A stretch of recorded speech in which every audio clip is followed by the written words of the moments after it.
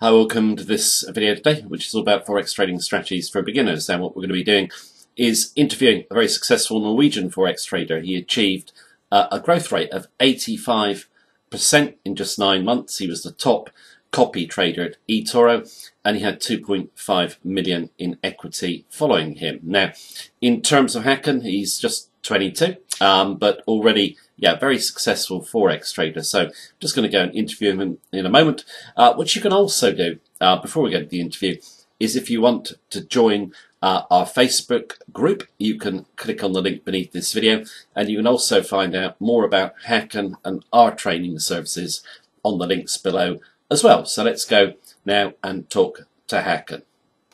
Good morning, Andrew. No problem. Right, today I thought we would have a little bit of a chat about Forex trading strategies, yeah? Yeah. Specifically for beginners coming in the markets, obviously they want to put together a strategy that can obviously make them money, okay? Now, in terms of the best strategies, what do you think beginners should focus on? I think the beginners should just focus on the basic stuff, really.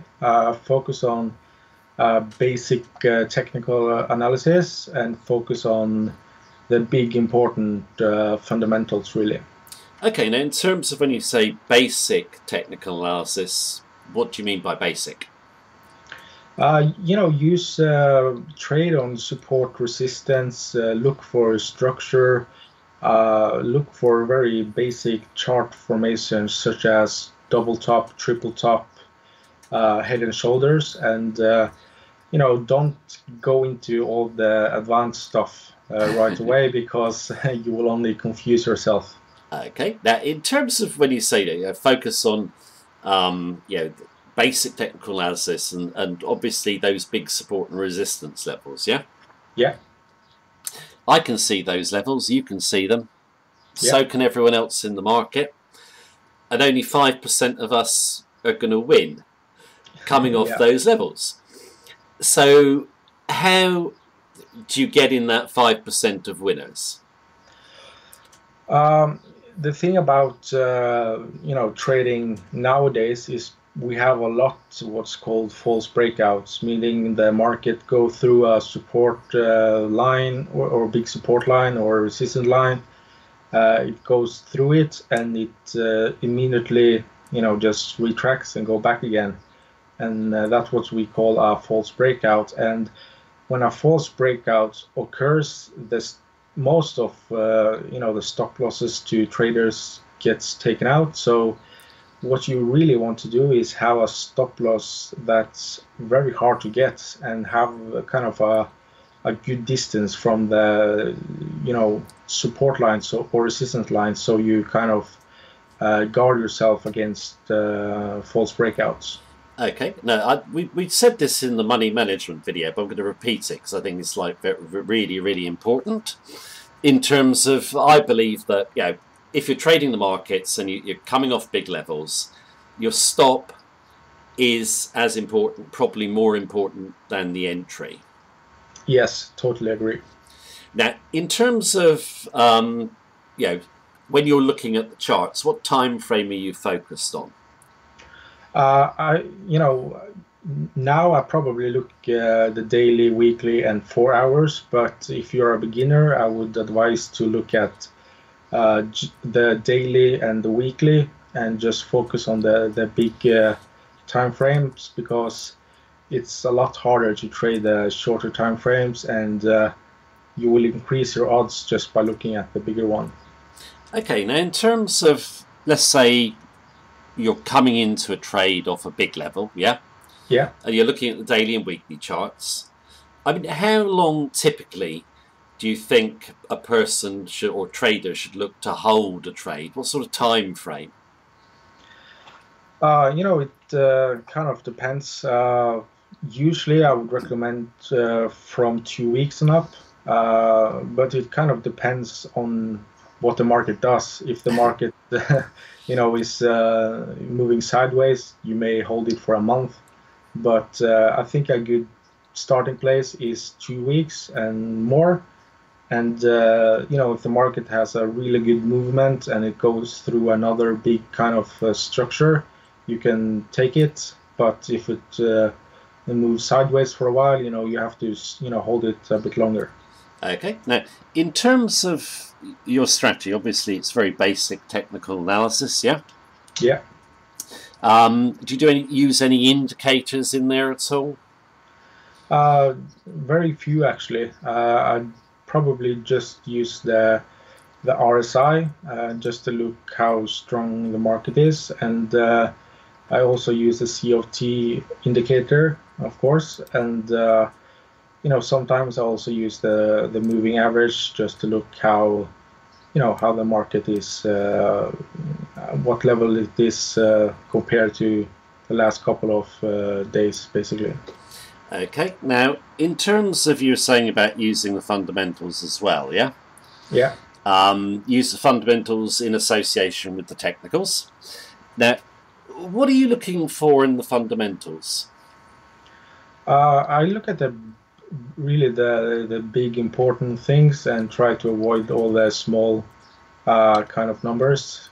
So I look at housing, I look at employment, inflation, just the big important ones. Yeah, basically. so the big economic reports. Yeah. Non-farm payroll, maybe central banks, that sort of stuff. Yeah, GDP also. So, the big ones. And as I said, avoid the small important ones. Okay. I think in terms of a lot of people who come in the markets, they say, or they will want to use just pure technical analysis, yeah? Yeah. My own view is that the technicals come out of the fundamentals. Yes. So if you know or just do some basic analysis on the fundamentals, then you get a clue to where the chart might be going. Yes, and I also use, I look at the fundamentals and I kind of use the technicals to kind of confirm my view. So I really advise people to don't use just technicals. If you can, add some fundamental and look at the big picture in the fundamentals.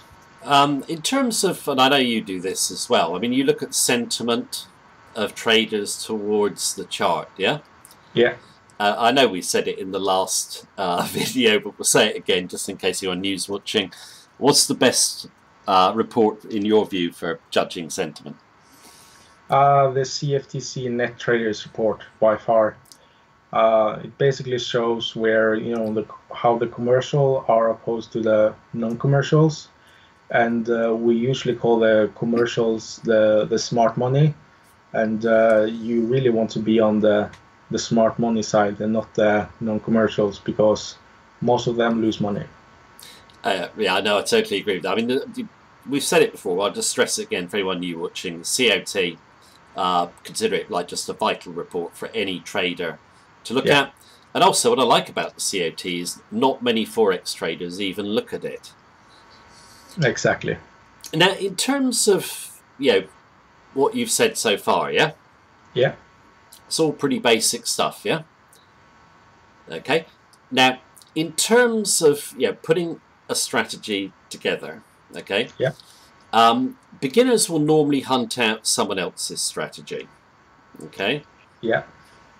Would you recommend that they do all their own research? I think you have to find a strategy that suits you well. Everyone's different.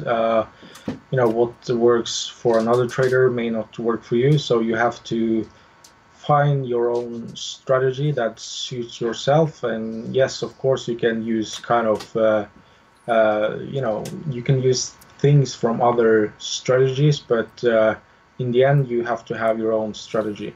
Yeah, no, I totally agree, because you'll never make money following someone else. That's why I believe that anyone who just looks to follow someone will never ever succeed.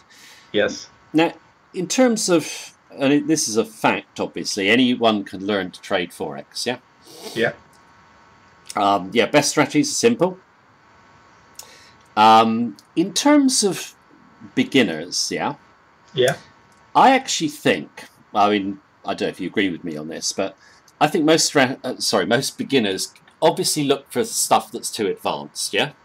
Yes. or they look for some sort of secret or whatever it might be. Yeah, Yeah. they're hunting for something different. Yeah, which isn't there because there's no secret, obviously, to trading success. Now, Yeah. one of my big things is that I believe that most traders just do not have self-belief. They just don't believe they can do it. Yeah.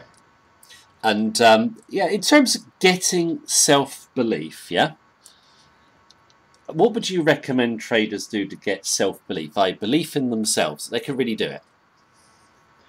That's a kind of a hard question because 95%, maybe 98% of Forex traders lose. So, you have to, you have to know that it's possible and it can be easily done with basic stuff.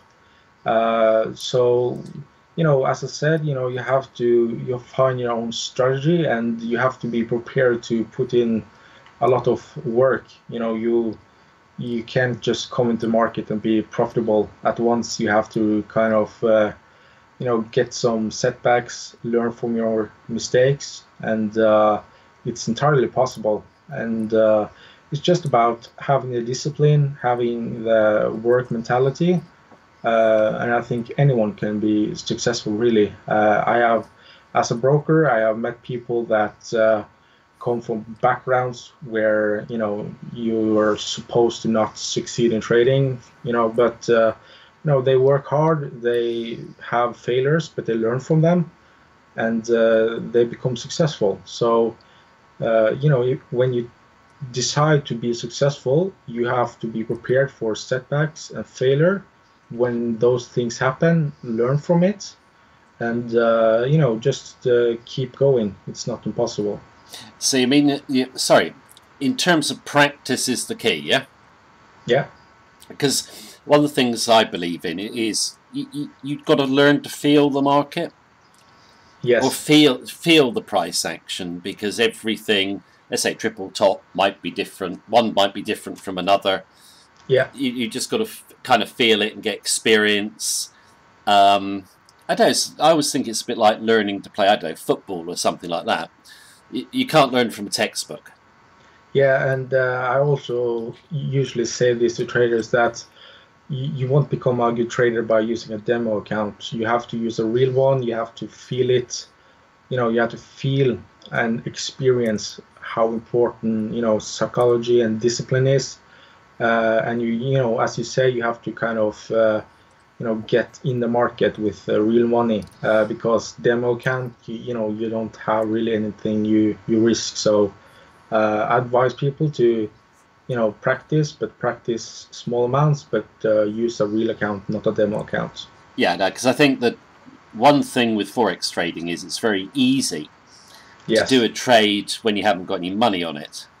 Exactly. But of course, when you've got money, you've got the things that most people hate, which is taking risks, and dealing with uncertainty. Yeah, most people aren't comfortable with that.